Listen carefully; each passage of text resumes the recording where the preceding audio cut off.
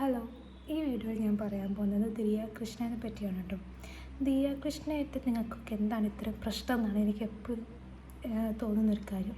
ദിയ കൃഷ്ണ എന്ന് മാത്രമല്ല, ഇപ്പം ആളെ ഫാമിലിയായിട്ട് അവരെന്ത് കാര്യം ചെയ്താലും അത് അക്സെപ്റ്റ് ചെയ്യാൻ ആർക്കും പറ്റില്ല.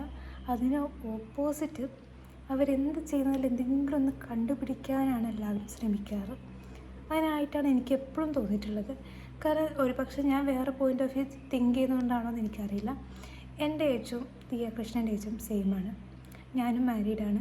എനിക്കൊരു ബേബി ഉണ്ട്, 1 year ആയിട്ടുള്ളത്. ആൾക്കും അങ്ങനെ തന്നെയാണ്. അപ്പോൾ ഞാൻ കുറേ കാര്യങ്ങൾ ആളായിട്ട് കണക്ട് ചെയ്ത് നോക്കലുണ്ട്. മീൻസ് ഞാൻ ഈ പ്രായത്തിൽ എന്തൊക്കെ ഏൺ ചെയ്യാൻ പറ്റാത്തത്, അത് ഈ പ്രായത്തിനുള്ളിൽ തന്നെ ആൾ എന്തൊക്കെ കാര്യങ്ങളാണ് ഏൺ ചെയ്തെടുത്തിട്ടുള്ളത് എന്ന് എനിക്ക് എപ്പോഴും ഒരു പ്രൗഡായിട്ടേ തോന്നിയിട്ടുള്ളൂ. അതേപോലെ ആളെ ഫാമിലിയെ ആൾ കെയർ ചെയ്യുന്നതും അതേപോലെ ക്യാരി ചെയ്യുന്നതും ഒക്കെ കാണുമ്പോൾ എനിക്ക് ഒരു പ്രൗഡായിട്ടാണ് തോന്നിയിട്ടുള്ളൂ. ഇപ്പോൾ ആൾക്കൊരു ബിസിനസ് ഉണ്ട്. എത്ര നല്ല രീതിയിലാണ് ആ ബിസിനസ് ആൾ കൊണ്ട് നടക്കുന്നത്. അപ്പോൾ ആ ഒരു ബിസിനസ് കൊണ്ടേ നടക്കുന്ന ഒരു ബിസിനസ് വുമണാണ്. അതിനൊപ്പം തന്നെ കുട്ടീൻ്റെ കാര്യത്തിലും ഹസ്ബൻഡിൻ്റെ കാര്യത്തിലും ഒക്കെ ആൾ അത്ര ഇൻവോൾവാണ്. ഇപ്പം ആളെ മാത്രമല്ലോന് ആൾക്ക് അമ്മ എന്ന് വിളിക്കുകയുണ്ടെങ്കിൽ അത് ആളെ പേഴ്സണൽ ചോയ്സാണ്.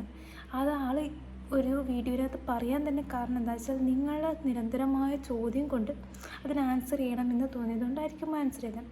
മാരേജ് ചെയ്യുന്ന മുമ്പ് മീനമ്മ എന്ന് വിളിച്ചിട്ടുണ്ടെങ്കിൽ മാരേജ് ചെയ്തതിന് ശേഷം ആൻറ്റി എന്ന് വിളിക്കുന്നത് അവർക്കൊരു കംഫർട്ടബിൾ അങ്ങനെയാണെങ്കിൽ അവർ വിളിക്കുന്നതിൽ എന്താണ് തെറ്റ്? ഓരോരുത്തർക്ക് പേഴ്സണൽ ചോയ്സാണ് ഓരോരുത്തർ അവരെ ആരെ എന്ത് വിളിക്കണം എന്നുള്ളത്. ആ കേൾക്കുന്നവർക്ക് അത് ഓക്കെ ആണെങ്കിൽ നമ്മൾ എന്തിനാണ് അതിനെ ക്വസ്റ്റ്യൻ ചെയ്യാൻ നിൽക്കുന്നത്? ആളെ അമ്മേനെ അമ്മ എന്ന് വിളിക്കുന്നുണ്ടെങ്കിൽ അത് ആ അമ്മേനോടുള്ള അത്രയും സ്നേഹത്തിൻ്റെ ഒരു ഇതായിരിക്കില്ലേ? ആ ഒരു രീതിയിൽ ചിന്തിച്ച് നോക്ക്. അമ്മ എന്ന വാക്ക് അതെൻ്റെ അമ്മയ്ക്ക് മാത്രമാണ്. അപ്പോൾ അതുകൊണ്ട് തന്നെ വേറൊരാളും അങ്ങനെ. പിന്നെ വേറൊന്ന് കണ്ടിരുന്നു, ഇനി ഓമീൻ്റെ അമ്മായിമ്മേനെ അമ്മ എന്ന് വിളിച്ചു കഴിഞ്ഞാൽ അത് ഓമീൻ്റെ പേഴ്സണൽ ചോയ്സാണ്. പക്ഷെ ആൾ ഇപ്പോഴത്തെ കാര്യമാണ് പറയുന്നത്. അപ്പോൾ ആ ഓമിനോടുള്ള ഇഷ്ടം കൊണ്ടാണ്. എന്നുവെച്ചാൽ ആളെ ഫാമിലീനെ അത്രയും ഇഷ്ടപ്പെടുന്നുണ്ട്, ഭയങ്കര ഡീപ്പായിട്ട്. ഞാനും മാത്രം പേഴ്സണാണ്. എനിക്കും എൻ്റെ ഫാമിലി മെമ്പേഴ്സിനോട് എനിക്ക് ഭയങ്കര ഒരു ഡീപ്പായിട്ടുള്ളൊരു പോസസീവ് ടൈപ്പ് ഓഫ് ഇഷ്ടമാണെന്ന് എൻ്റെ മമ്മി എന്നോട് പറയലുണ്ട്. എനിക്കും അങ്ങനെ തോന്നിയിട്ടുണ്ട് ആളെ ഞാൻ. കാരണം ആൾക്ക് ആ ഒരു സ്നേഹം. ഇപ്പോൾ തന്നെ ഒരു ബർത്ത്ഡേ വീഡിയോ ഇട്ടതിൽ ഇങ്ങനെ പാർട്ടി വെക്കാൻ താല്പര്യമില്ല എന്നുള്ളത് കുട്ടികൾ ആരെങ്കിലും എടുത്തുകൊണ്ടേയി കഴിഞ്ഞാൽ അവർ പറയുന്നതിൽ കാര്യമുണ്ട്.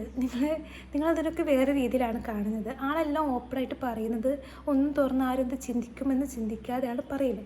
അത് ചില ആൾക്കാരെ വർത്തമാന രീതി അങ്ങനെയായിരിക്കും.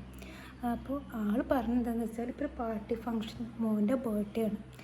അതും വരുന്നവർക്ക് തന്നെ ഒരു ഫങ്ഷനാണെങ്കിലും ആ ആൾക്ക് ഒരു ഞാൻ പ്രസവിച്ച എൻ്റെ ഫസ്റ്റ് ബേബീൻ്റെ ഫസ്റ്റ് ബർത്ത്ഡേ ആണ്. അതെനിക്ക് മെമ്മറബിൾ ആവണം. എനിക്ക് അവന് വേണ്ടി കൂടുതൽ ടൈം സ്പെൻഡ് ചെയ്യണം. ഞാനായിരിക്കും ഇമ്പോർട്ടൻ്റ്. അവന് ആ ഒരു സ്പെഷ്യൽ മൂമെൻറ്റ് ആൾക്ക് തന്നെ കിട്ടണം എന്നുള്ളൊരു അത്ര ആഗ്രഹം കൊണ്ടായിരിക്കില്ലേ. ഞാൻ അതിനാണ് ചിന്തിച്ചത്. ഇപ്പോൾ എൻ്റെ മോൻ്റെ ബർത്ത്ഡേക്ക് പാർട്ടി വെച്ചു. ഹസ്ബൻഡ് ഇവിടെ ഉണ്ടായിരുന്നില്ല. എങ്കിലും എനിക്ക് ഫങ്ഷൻ വെക്കണം എന്ന് എൻ്റെ ഒരു ആഗ്രഹത്തിന് മേളിൽ ഞാൻ വെച്ചു. പക്ഷേ അന്നത്തെ ദിവസം നമ്മളൊരു പാർട്ടി എങ്ങനെയൊക്കെ ഓർഗനൈസ് ചെയ്താലും നമുക്ക് പല കാര്യങ്ങൾ നമ്മളായിട്ട് ഏറ്റെടുക്കുമ്പോൾ അതിലൊക്കെ എൻഗേജ്. അപ്പോൾ നമുക്ക് ഒരിക്കലും ബേബിയായിട്ട് കൂടുതൽ ടൈം സ്പെൻഡ് ചെയ്യാനോ നമുക്ക് ബേബിയായിട്ട് കൂടുതൽ വീഡിയോ ക്യാപ്ചർ ചെയ്യാനോ ഫോട്ടോ എടുക്കാനോ അങ്ങനെയൊന്നും ചെയ്യാൻ അധികം കിട്ടില്ല നമുക്ക്. അപ്പോൾ അത് നമുക്ക് മിസ്സാവും. അപ്പോൾ ചിലപ്പോൾ ആൾക്ക് അങ്ങനെ പല ആൾക്കാരെ കണ്ടിട്ടുണ്ടാവുമായിരിക്കും. അതുകൊണ്ട് ആൾക്ക് തോന്നിയിട്ടുണ്ടാവും വേണ്ട, എന്തിനാ അതിന് ടൈം സ്പെൻഡ് ചെയ്യുന്നല്ലേ പൈസ കൊടുക്കുന്നത്. ആ നേരത്തെ നമ്മൾ ക്ലോസ് ആയിട്ടുള്ള എൻ്റെ ഫാമിലീനെ വിളിച്ചിട്ടില്ലൊരു ഫംഗ്ഷൻ. പിന്നെ ആളെ ഫാമിലിയിൽ മാത്രം വിളിച്ചു, അശ്വിൻ്റെ ഫാമിലി വിളിച്ചില്ല. അവരെന്ത് കാണിക്കുന്നതാണ് നമ്മൾ കാണുന്നത്, അവരെന്താ കാണിക്കാത്തത് നമുക്കറിയില്ല. അവർ വീഡിയോ ഇടുന്നുണ്ടാവില്ലായിരിക്കും. ചിലപ്പം അശ്വിൻ്റെ ഫാമിലി പറഞ്ഞിട്ടുണ്ടാവും എടുക്കണ്ട, അതുകൊണ്ടാവാം. വേറെ ഓപ്ഷൻസ് ഉണ്ടാവും. അവർക്ക് അന്നത്തെ ദിവസം വേറെ എന്തെങ്കിലും കാര്യം ഉണ്ടായിട്ടുണ്ടാവായിരിക്കാം.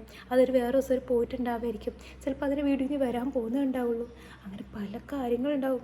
അതിന് മുമ്പ് നിങ്ങളൊക്കെ കയറി പറയാൻ പറ്റുന്ന ഇത്ര ഹേറ്റ് കൊടുക്കാൻ പറ്റുമോ, അത്ര ഹേറ്റ് കൊടുക്കുന്നതിൽ എന്താണ് അർത്ഥമുള്ളത്? അവരവരുടെ ലൈഫായിട്ട് പോയിക്കോട്ടെ. അവർ ഇടുന്ന വീഡിയോസ് നമ്മൾ കാണുന്നു. നമ്മൾ അഭിപ്രായങ്ങൾ എപ്പോഴും അവരെ ഇങ്ങനെ കുറ്റപ്പെടുത്താൻ വേണ്ടി മാത്രം ഉപയോഗിക്കുന്നത് ശരിയുണ്ടോ? പിന്നെ ഇനി വേറൊരു കാര്യം, അഹാനുണ്ട്. അഹാന എല്ലാ വീട്ടിലും ഒരു അമ്മ വേണോ അതെനിക്കറിയില്ല. എൻ്റെ വീട്ടിലൊരു അമ്മ വേണം എന്നാണ് അവരുടെ അമ്മ പറഞ്ഞത്. അത് ആ അമ്മയ്ക്ക് അമ്മേൻ്റെ കുട്ടിയില്ലേ, അപ്പോൾ ആ കുട്ടീൻ്റെ ചില പോയിൻറ്റ്സ് മാത്രമേ നമ്മൾ കാണുന്നത്. അല്ലാതെ ആ ഒരാൾ ആ വീട്ടിലെന്ത് ചെയ്യുന്നു, മറ്റെന്തൊക്കെ സാക്രിഫൈസ് ചെയ്യുന്നു, എന്തൊക്കെ കാര്യങ്ങൾ ചെയ്യുന്നു ആ അമ്മയാണ് അറിയുന്നത്, അമ്മ കാണുന്നതും അറിയുന്നതും. നമ്മൾ ഈ സോഷ്യൽ മീഡിയയിൽ കാണുന്ന കുറച്ച് വീഡിയോസ് മാത്രം വെച്ച് അവരെ ജഡ്ജ് ചെയ്യുന്നതിൽ എന്താ അർത്ഥമുള്ളത്? പിന്നെ ആ വീഡിയോ അമ്മയും അച്ഛൻ്റെ അമ്മേനോട് പോയിരിക്കാൻ പറയുന്നതും മാറി നിൽക്കാൻ പറയുന്നതും അതിനതിൻ്റെതായ കാരണങ്ങളുണ്ടാകും. ചിലപ്പം ഒന്നും അറിയാതെ എന്തെങ്കിലുമൊക്കെ പറയുക, അവരെങ്ങനെയെങ്കിലുമൊക്കെ ഒന്ന് പറഞ്ഞു കഴിഞ്ഞാൽ എന്തിനാണ് ഇത്ര ഹേറ്റ് കൊടുക്കുന്നതെന്ന് എനിക്ക് മനസ്സിലായിട്ടില്ല. അവരവരുടേതായ രീതിയിൽ വിടൂ എന്നതാണ് എനിക്ക് എപ്പോഴും തോന്നിയിട്ടുള്ളത്. ഈ ഒരു വീഡിയോ നമ്മൾ ചെയ്യണം തോന്നി. ബേബി ഉറങ്ങുന്ന സമയത്ത് എനിക്ക് ചെയ്യാൻ പറ്റുള്ളൂ. അതുകൊണ്ടാണ് നേരത്തെ ഒരു വീഡിയോ ചെയ്തത്, പിന്നെ ഇപ്പോൾ ഒരു വീഡിയോ ചെയ്തത്. ഈ രണ്ടുപേരുടെയും ഇതെനിക്ക് ഭയങ്കരമായിട്ട് കണ്ടിന്യൂസ്ലി ഇങ്ങനെ ഫ്രെയിമിൽ ഇങ്ങനെ വന്നുകൊണ്ടിരിക്കുകയാണല്ലോ. അപ്പോൾ ആ ഒരു ഇതുകൊണ്ട് ചെയ്യണം തോന്നിയതുകൊണ്ട് ചെയ്തതാണ്. അപ്പോൾ ഓക്കെ, ബൈ.